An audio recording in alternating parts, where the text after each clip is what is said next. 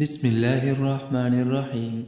السلام علیکم ورحمۃ اللہ وبرکاتہ۔ آج ہم ایک ایسے وظیفے کے بارے میں پڑھیں گے جس کے پڑھنے سے اور اس کے اہتمام کرنے سے ہر مشکلات حل ہوگی، یعنی کہ اہم مشکلات کا قرآنی حل۔ جب غمگین ہو تو اس آیات کا ورد کریں، یعنی کہ یہ آیات پڑھیں۔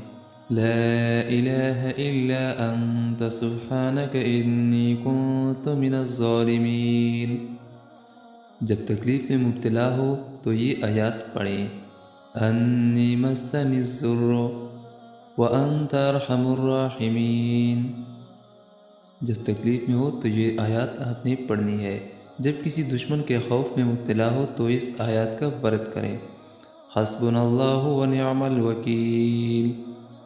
اور جب مکر و فریب اور دھوکے میں پڑ جانے کا اندیشہ ہو تو یہ آیات پڑھیں۔ وَأُفَوِّضُ أَمْرِي إِلَى اللَّهِ إِنَّ اللَّهَ بَصِيرٌ بِالْعِبَادِ۔ یہ آیاتیں جتنی زیادہ ہو سکے اس کی مقدار میں 3 بار پڑھ لیا کریں، جتنا آپ سے ہو سکے۔